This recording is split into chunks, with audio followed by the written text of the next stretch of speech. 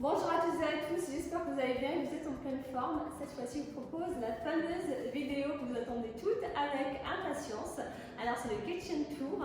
Et avant de vous faire un tour de ma cuisine, je vous propose une bonne recette de muffins au chocolat. Une recette très simple et surtout bien gourmande et qui demande très peu d'ingrédients. Je vous propose de passer directement à la préparation.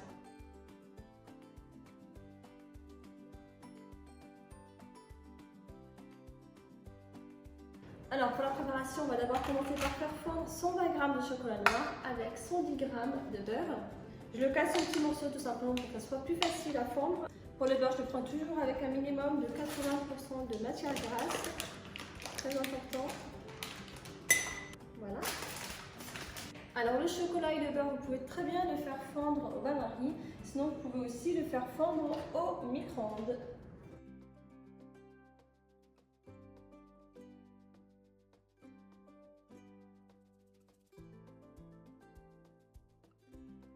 Ensuite, dans un saladier, il faut verser 85 g de sucre.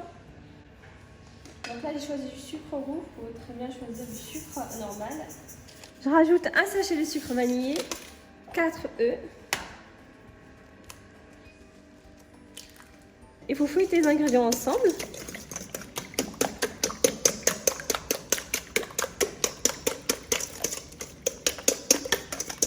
Ensuite, je rajoute le chocolat fondu au bain-marie.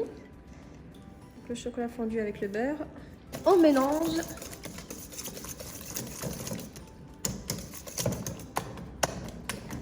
Je rajoute 60 g de farine, donc là j'ai la farine type 45. Avec une cuillère à soupe de cacao amer.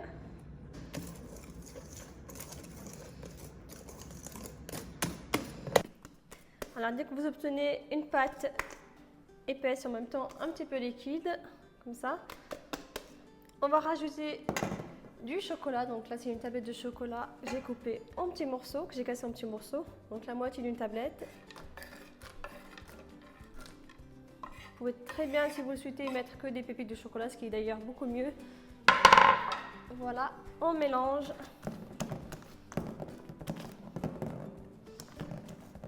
En même temps, je suis en train de préchauffer mon four à 210 degrés. Et maintenant, il ne vous reste plus qu'à remplir des pissettes. Donc, vous pouvez très bien aussi, si vous le souhaitez, verser la pâte directement dans un grand moule. Sinon, vous pouvez aussi faire des petits muffins individuels. T'es contente, Inès? Travailler avec maman? Donc, il faudra les remplir à 3/4. Il ne faut surtout pas les remplir jusqu'en haut.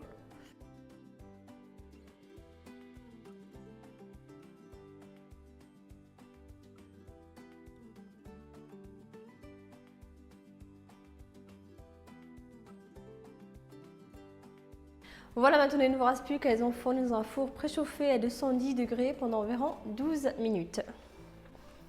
Donc la cuisson elle est vraiment très rapide.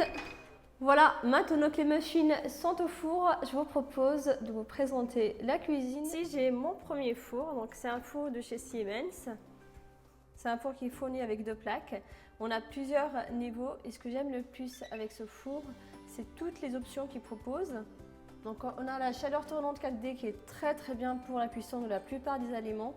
C'est vraiment top. La convection naturelle que j'utilise de temps en temps pour des gâteaux. Chaleur tournante éco pour faire des économies d'énergie aussi. Donc le grill grande surface, là c'est vraiment quand on a des grands plats, pour des gratins, des grands gratins par exemple, pour des grillades, etc. Option spécialement pour les pizzas, ça c'est top et ça marche vraiment très bien. On a également l'option micro-ondes, ça c'est vraiment top parce que ça permet d'avoir un micro-ondes en même temps un four. Donc le micro-ondes j'utilise rarement, à part comme pour tout à l'heure par exemple j'ai fait fondre le beurre avec le chocolat. Ça évite de le faire fondre au bain-marie. On a plusieurs modes de cuisson. Hop. On a des options déjà prêtes.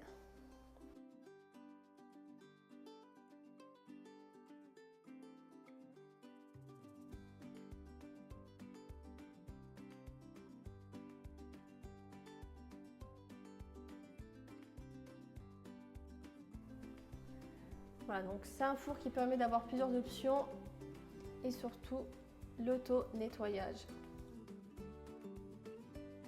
Donc pour les 3 niveaux, et ça marche vraiment très très bien. L'avantage de ce four, c'est qu'on peut tirer les plaques vers l'extérieur, donc ça évite de se brûler. Et surtout quand on prépare par exemple un bon rôti, pour justement arroser le rôti, c'est vraiment très pratique. Ce four Siemens est un four connecté, donc ce qui veut tout simplement dire qu'on peut le commander à partir d'une tablette.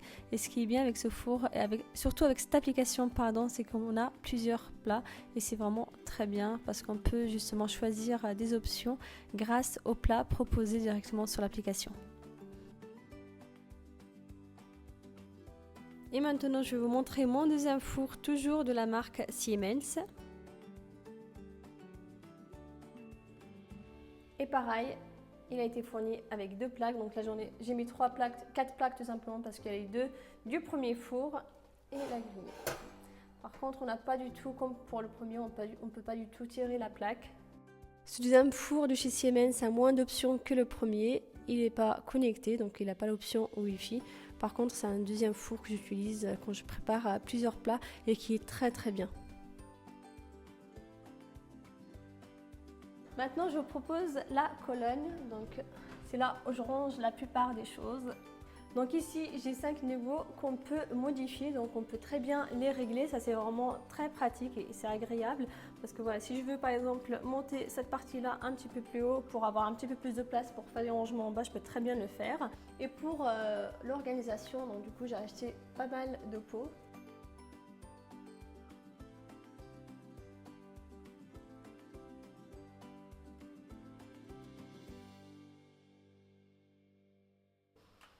De nombreux pots de chez Ikea. C'est un budget, mais en tout cas c'est vraiment très pratique pour avoir tous les produits bien rangés et surtout que ça soit bien présentable. Donc ici j'ai mis des petites caissettes en fait que j'ai remplies avec des gâteaux, du chocolat,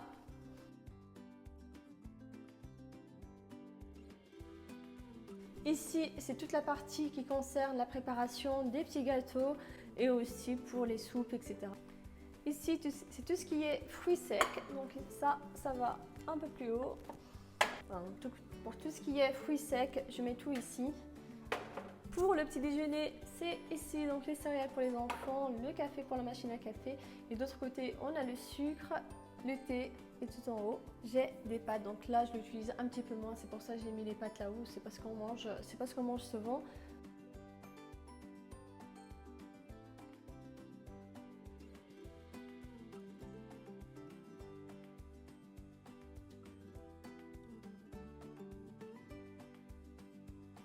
Dans ces placards, ce sont d'autres points de rangement. Donc, j'ai essayé d'utiliser des boîtes hermétiques justement pour tout ce qui est rangement de fruits secs, semoule, etc. Et pour tout ce qui est boîte de conserve, j'ai utilisé des paniers qui viennent de Lidl. Donc, des petits paniers en plastique très pratiques. Et ça permet de faire de bons rangements. Donc, que j'ai étiqueté également pour que ça soit plus pratique. Juste en bas, j'ai un espace spécialement pour les moules, donc pour tout ce qui est gâteau, des ustensiles et aussi des plats pour tout ce qui est plat au four. Et juste à côté, on a deux espaces spécialement pour les robots, donc que ce soit les petits robots ou les grands robots, donc par exemple les blenders, les presse-agrumes ou tout simplement les extracteurs de jus. Donc c'est vraiment très pratique et ça permet d'avoir tout facilement.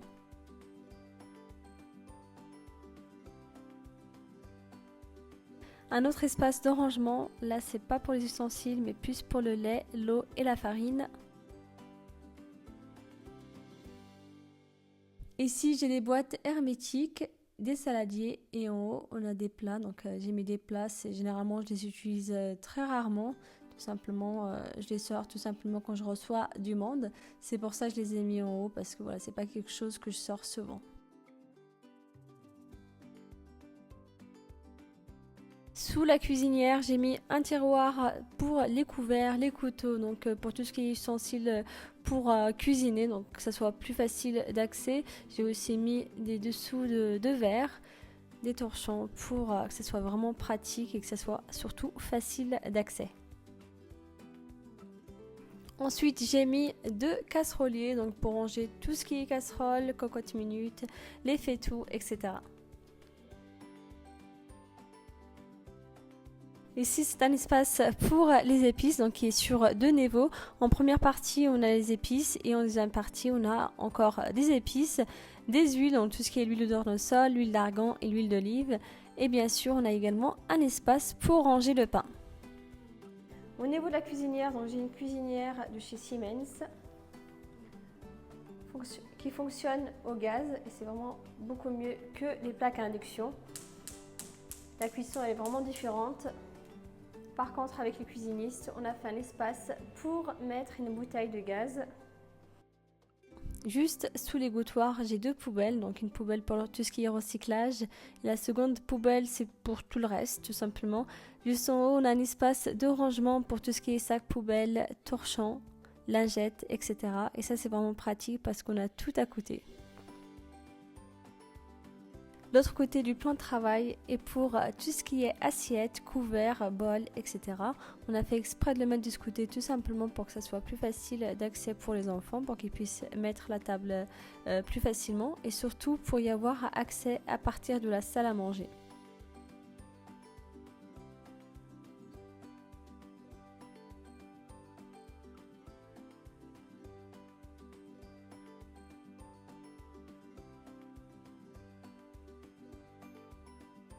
Et juste à côté, on a un espace pour les livres. Donc là, je range plus tout ce qui est livres de cuisine.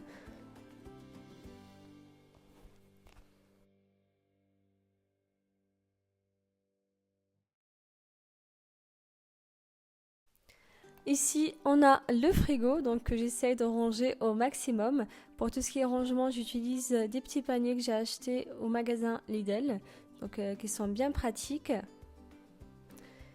Et pour le lait, je le mets dans un support spécialement pour le lait que j'utilise également pour la machine à café.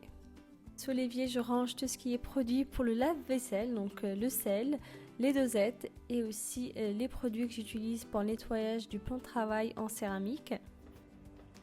Le lave-vaisselle vient de chez Siemens, donc un très bon lave-vaisselle avec plusieurs options, très pratique au niveau de l'utilisation.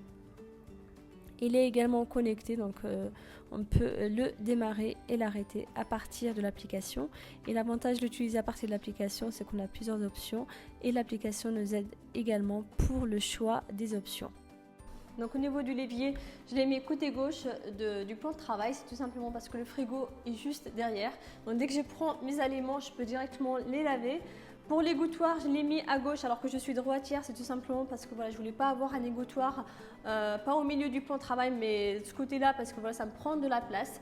Alors que côté gauche, il y a moins de choses, donc comme ça au moins ça me permet de laver la vaisselle ou les aliments, de les poser directement. Donc pour avoir un espace plutôt fonctionnel, donc ça me permet de poser tous mes robots, ma machine à pain par exemple, d'étaler mes pâtes, etc. Ici, j'ai un espace pour le liquide vaisselle, donc ça évite d'avoir les produits posés directement sur le plan de travail. Ça, c'est vraiment top. Donc, on a vraiment quelque chose de fonctionnel et de pratique au niveau de l'utilisation. Donc, au niveau de la machine à café, on a une bonne machine à café qui propose plusieurs boissons. C'est aussi une machine à café de chez Siemens connectée. Ça veut dire que vous pouvez choisir vos boissons directement à partir de la tablette. Donc là, on a un plan de travail en céramique.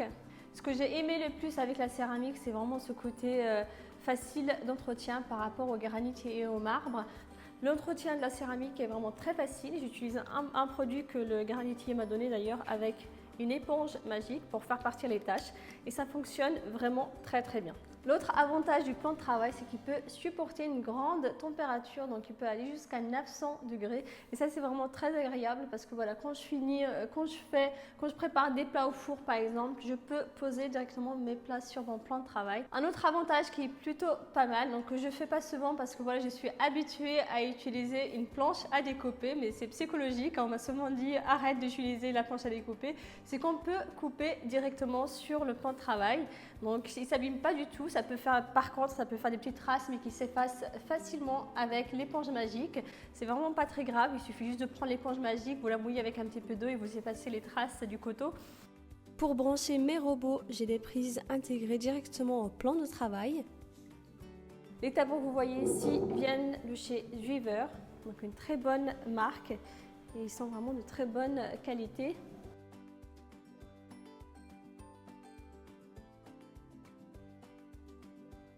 Donc ici nous avons une colonne éclairée, donc les spots qui sont intégrés directement dans le bois. Donc là c'était plus pour tout ce qui est décoration, donc voilà. Et tout en bas, ça me permet de poser ma machine à pain. Bon, on a encore le cœur bien fondant. Bien sûr, si vous voulez que ce soit bien cuit à l'intérieur, il suffit de laisser un petit peu plus longtemps au four. Il faut compter environ 20 minutes au four dans ce cas. Et maintenant, il ne vous reste plus qu'à les mettre dans une belle assiette pour le goûter des enfants, si vous recevez du monde par exemple.